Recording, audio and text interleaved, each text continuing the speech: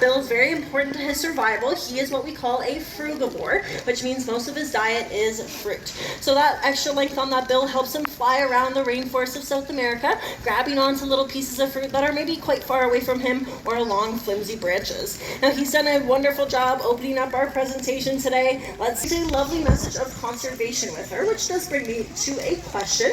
Show of hands who's seen a wild turkey before.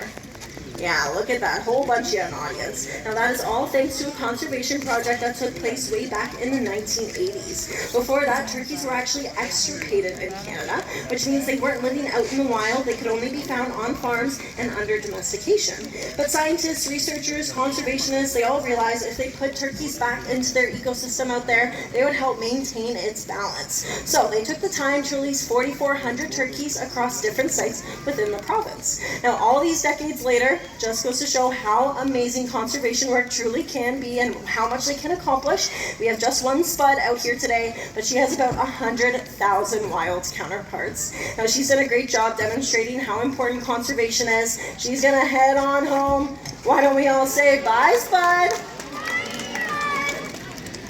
Alright, now on that note of conservation, there is a project we'd love to talk to you all a little bit more about, the Blue Dog Recovery Program. Alright, from the sounds of that, I'm willing to bet there's probably a parrot over my shoulder. This here is Levi, one of the ambassadors for her species here at Safari. Now, unfortunately, she has less than 500 wild counterparts remaining in the Bolivian rainforest, which is now the only place that these birds can be found.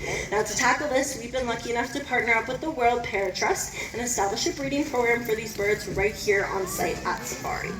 Now, it's through this breeding program that Levi and her clutch mate Benny were the very first two blue-throats hatched out, but since then, we were able to add 8 other chicks to that flock. Now, those 10 chicks are already going to make a massive difference for the survival of their species, but we're not done quite yet. Ultimately, our goal is to have them repopulate in the wild. So working towards that